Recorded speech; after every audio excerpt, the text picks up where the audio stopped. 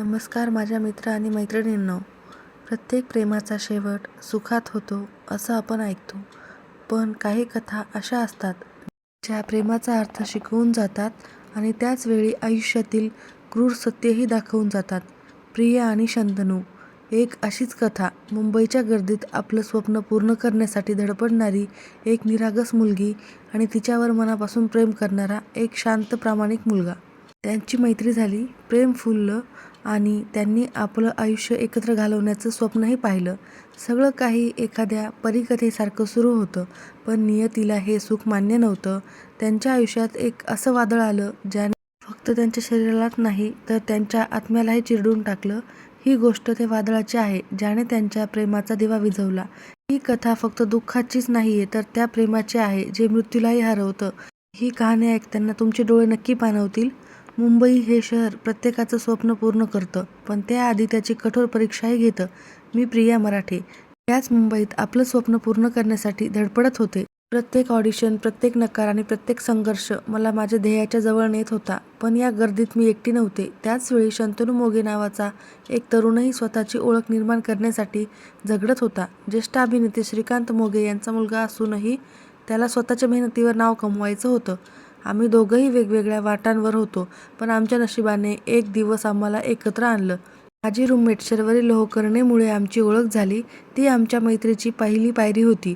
मला माहीत नव्हतं की ज्या मुलासोबत मी फक्त एका कॉफीसाठी भेटत होते, तोच मुलगा माझ्या आयुष्याचा अविभाज्य भाग बनणार होता. पण हे प्रेम इतकं साधं सोपं नव्हतं, कारण भविष्यात येणाऱ्या वादळाची आम्हाला काहीच कल्पना नव्हती. आमची ओळख झाल्यावर आमची मैत्री खूप छान जुळली. आम्ही तासनतास बोलायचो. तो मला त्याच्या स्ट्रगलच्या गोष्टी सांगायचा आणि मी माझ्या स्वप्नांबद्दल बोलत राहायचे. पण हळूहळू या मैत्रीला एक वेगळं वळण मिळालं. मला आठवतं, त्याच्या शांत आणि प्रामाणिक स्वभावाने मला खूप आकर्षित केलं. मला असं वाटायला लागलं की हा माणूस खूप वेगळा आहे, इतरांसारखा नाही. तर दुसरीकडे त्याला माझा हसरा स्वभाव आणि कोणत्याही परिस्थितीत सामोरे जाण्याची माझी जिद्द खूप आवडली. त्याला माझ्यामध्ये एक अशी मुलगी दिसली जी स्वतःच्या स्वप्नांवर विश्वास ठेवते आणि त्यांच्यासाठी संघर्षही करते. एकमेकांच्या सहवासात आम्ही दोघंही खूप आनंदी होतो. आमच्या बोलण्यात एक वेगळीच आपुलकी जाणवत होती. आम्ही एकमेकांच्या सुखादुःखाचे सोबती बनत होतो.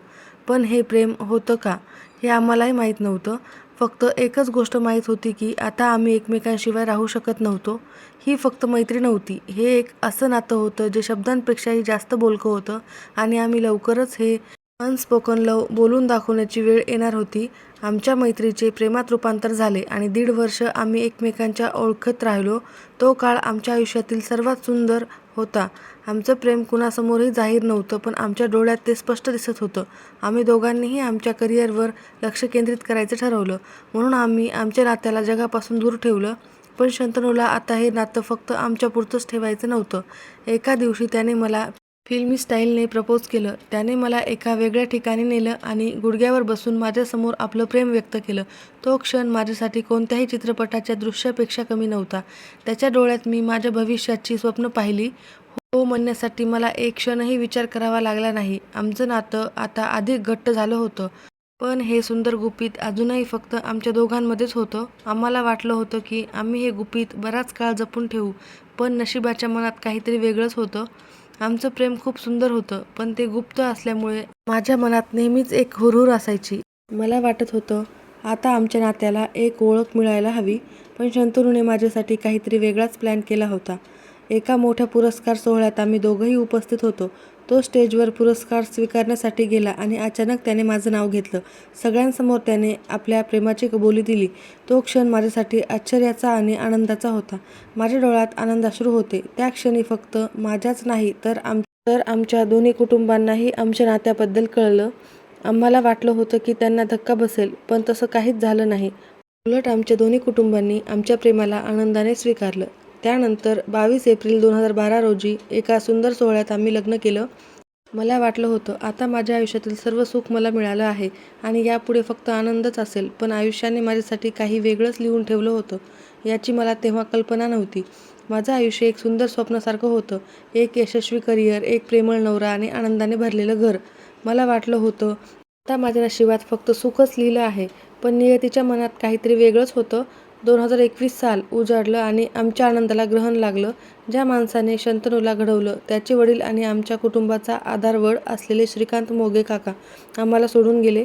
त्यांच्या जाण्याने शंतनू आतून पूर्णपणे तुटला. आमच्या डोळ्यासमोरून एक असा माणूस गेला होता ज्याने आम्हाला एकत्र येण्यासाठी आशीर्वाद दिला होता. त्यांच्या जाण्याने घरात एक मोठी पोकळी निर्माण झाली होती, पण दुःखाचे ढग अजूनही दूर गेले नव्हते. माझ्या शरीरात अचानक एक वेगळा थकवा जाणवू लागला. कधी कधी वाटायचं हे कामामुळे असेल, पण वेदना वाढतच होत्या. प्रत्येक दिवस मला अधिक जड वाटू लागला. काहीतरी चुकीचं होतंय असं माझ्या मनाला सारखं वाटत होतं. आम्ही डॉक्टरांचा सल्ला घेतला, तपासण्या केल्या आणि माझ्यासमोर जे सत्य आलं त्याने फक्त मलाच नाही तर शंतनूलाही आतून हादरवून टाकलं. माझ्या रिपोर्टमध्ये कर्करोग असा शब्द होता. एका क्षणात माझं हसरं आयुष्य पूर्णपणे बदलून गेलं होतं. आम्ही दोघेही निशब्द झालो होतो. ज्या शंतनूला मी त्याच्या वडिलांच्या दुःखातून बाहेर काढण्याचा प्रयत्न करत होते, त्या शंतनूला आता माझ्यासाठीही रडावं लागणार होतं. नियतीने आमच्या प्रेमाची ही परीक्षा घेतली होती. माझ्यासमोर मृत्यू उभा होता, पण त्याहूनही जास्त मला शंतनूच्या डोळ्यातील भीती आणि दुःख दिसत होतं. आता प्रश्न माझ्या एकटीच्या जगण्याचा नव्हता, तर आमच्या दोघांच्याही अस्तित्वाचा होता. कर्करोगाचं निधन झाल्यावर माझं आयुष्य पूर्णपणे बदलून गेलं. ज्या वेदना आणि मानसिक त्रासातून मी जात होते, तो शब्दातही सांगता येणार नाही. पण या सर्वात माझ्यासोबत एक माणूस खंबीरपणे उभा होता, माझा शंतनू. त्याने माझ्यावर प्रेम केलं, पण आता तो माझ्यासाठी एक देवदूतासारखा होता. तो माझी काळजी घ्यायचा, मला धीर द्यायचा आणि कधीच एकटं सोडायचं नाही. प्रत्येक केमोथेरपीच्या वेळी तो माझ्यासोबत बसायचा. माझ्या हातात हात घेऊन मला म्हणायचा, आपण दोघे मिळून यावर मात करू. त्याच्या चेहऱ्यावरची काळजी पाहून माझ्या डोळ्यात पाणी यायचं, पण त्यावेळी मला लढण्याची ताकदही मिळायची. त्याच्या प्रेमामुळे आणि माझ्या जिद्दीमुळे मी त्या वेदनांवर मात केली.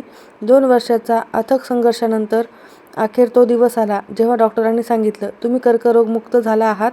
आम्ही दोघेही आनंदाने रडलो.